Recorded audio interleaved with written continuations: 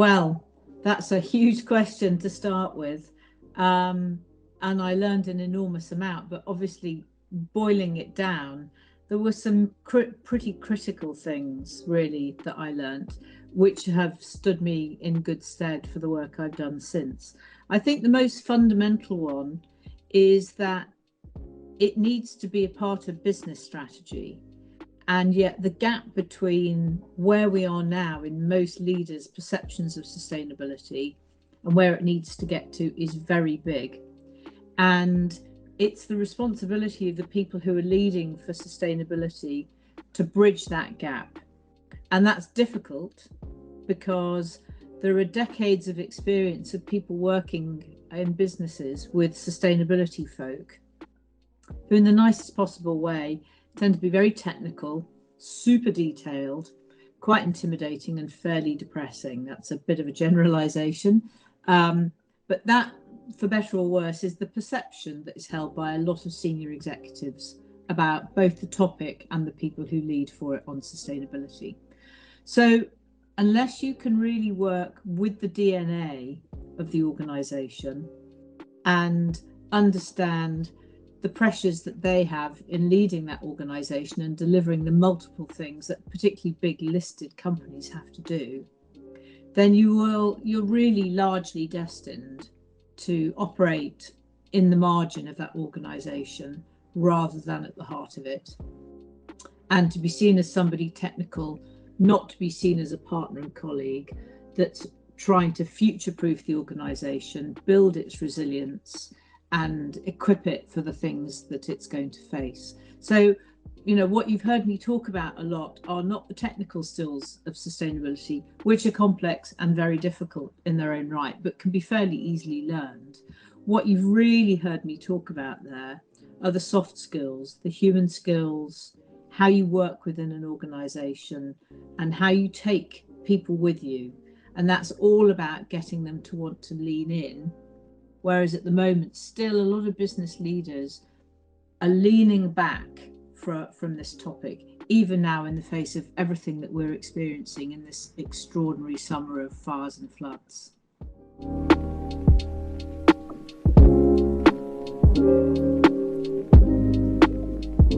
So every business does have different goals, but you'd be surprised that there's actually a lot, in my experience at least, there's a lot more similarity than there is difference. Most companies have a growth objective. Most companies have a profit objective. So that's, in business language, that's top and bottom line growth. Most businesses are needing to find funding to expand. So thinking about where you attract investment from is absolutely critical. Most businesses are fighting to get great quality people to work for them. We've seen at the moment in particular that there is a dearth of people to employ. So once you've got them, you need to keep them. So keeping and then retaining the best staff possible.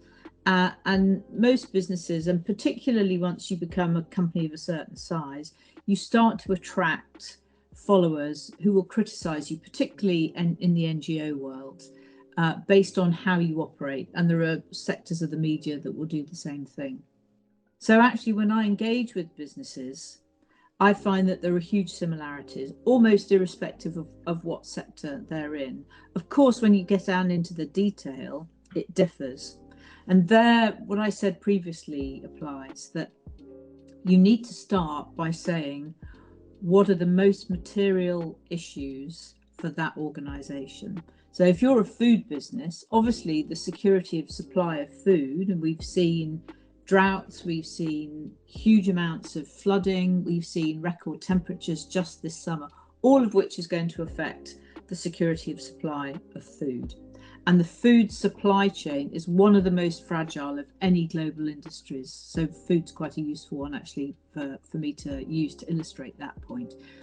If you're in the food business, you have to think about where your food is sourced from and the security of supply of that food, because you're going to go out of business very quickly if you don't plan to mitigate some of the risks that we know they're not future risks, they're starting to happen now. If you're in the chemical industry, you have to look very carefully at the sourcing of what your chemicals are. Have they got a big carbon footprint? What's going to happen with the volatility of supply? We've seen, again, how supply chains have been massively impacted by the war in Ukraine. And those are just two examples. So one of the things that business leaders find really difficult is not just the technicality of sustainability, but the scope just feels completely overwhelming.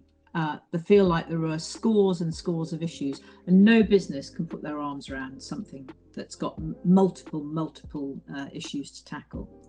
So one of the very early things you need to do is to say, okay, what are the most material issues to my business that actually also matter to all those external audiences that we listed earlier on, and then find that point where those two coincide, very material to our business, very material to key stakeholders and to at a global or a local level, depending on the scale of your business, and then to be ruthless about picking your long-term priorities that you're going to drive for change on.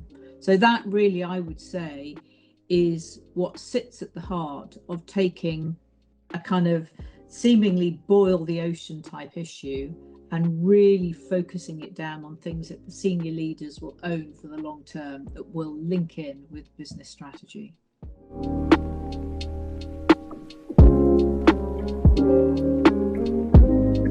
Well, I guess my answer to this point about communications, certainly less so marketing, has been woven through what I've said already, some of my comments and remarks. And really, this is about hearts and minds, and it's about strategy. And that means talking, whoever your audience is, whether it's for me, a client audience, or whether it's within the company, the employees that exist within that organization.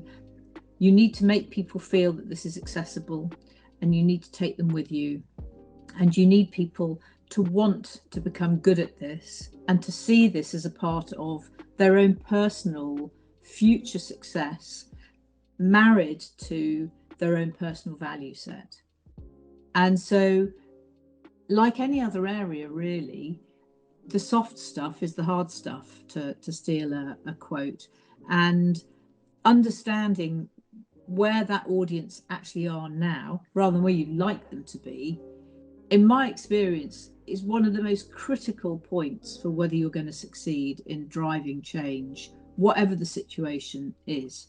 Now, that's a kind of a broad-based observation about communications. It's a central skill for any business leader, frankly. Marketing is particularly interesting. And again, just harking back to some of my earlier comments, one of the things that's happened historically with sustainability is that it's been seen as all managing downside. Well, no wonder people lean back and go, can I wait a bit longer before I have to engage with this, because it really doesn't excite me. What excites business leaders is winning, succeeding, beating the competition, growing. And by the way, most of their shareholders demand a certain level of growth every quarter, never mind every year. So the way you do that is by understanding if, and if so, how sustainability can support or even feed your growth ambitions. And that usually ends up being focused and channeled through the marketing discipline. And at Unilever, just to bring this to life a bit, when I took on the role, it was very clear to me that most of the marketing leaders at Unilever, and by the way, at that point, there were over 5,000 people in the company who had marketing in their job title. So it was not a small group of people I had to influence. Most of the people in marketing didn't see sustainability as having anything to do with their job. They didn't think it would help them deliver any of the objectives that they were tasked with delivering in terms of stewarding and managing their brands. And of course, like many other businesses, Unilever was a brand-led business. So it was very clear to me that I had to look at whether or not they were right. Was sustainability something that could actually provide a meaningful, attractive point of difference to a brand or a business? And if so, do you actually make that work in practice when you've got, you know, your crown jewels or your big famous brands? And without taking you through any detail, we discovered that actually there is a very clear pull from consumers for sustainably created brands, but only if the brand is still affordable, only if the brand performs well. So if it's a shampoo, it's still going to be great at washing your hair. And only if they could understand and believe what claims that brand was making about it being more sustainable, whether it was how it was packaged, how it was made, the wider social impact that that brand tried to have. But we codified that, and that drove very significant extra growth in Unilever's leading brand. So by the time I left, we were looking at very significant, so 60% faster growth rates in some of the brands that we'd worked with to inject sustainability. These are very mature long-term brands. So within your question, the communications and the marketing bit, the marketing piece, I think, is a very exciting opportunity in a world where most brands really find it very hard to own anything that's unique to that brand. This is a very unusual opportunity for that, if the business delivers in the right way, so long as the talk is matched by the walk, if you like.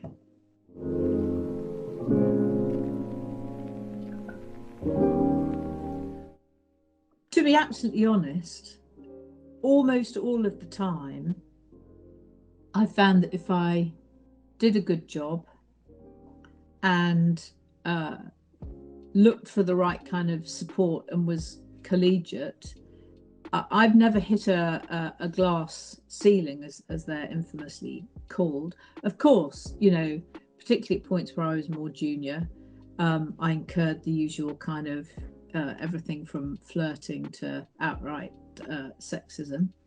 But actually, I've enjoyed being a woman in business. I think the way we operate differently, which is just part of our chemistry, our makeup, the way we are more collegiate, the way that we will think about the good of the organization and put our egos fairly firmly in a box quite a lot of the time, I find attracts the same kind of behavior from a lot of your colleagues. And working with groups of women, I have absolutely loved. I think women have to believe in themselves. And I certainly think it's true that more is expected of women in order to achieve the same level of success.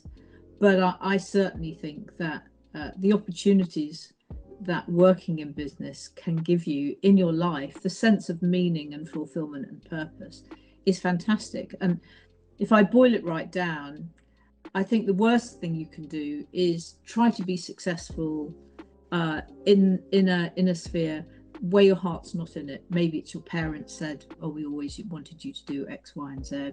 Maybe it's that in the early days you got stuck in something. Maybe you're in something that feels like a bit of a rat race, and once you're in the race, it's quite hard to step back. And there's a Japanese philosophy, which I think is brilliant, not least of all because it's simple and I can actually remember it as I'm about to demonstrate, called Ikigai. And what it talks about is how you live a life with meaning. And it's about where four things coincide: doing what you love, doing what you're good at, doing what the world needs, and doing something which will give you an income. And I think that to be able to do something that gives meaning to your life is one of the most important lessons that we learn throughout our life. And I think women are much more attuned to that, because I think we're less imprinted with this kind of very one-dimensional definition of success.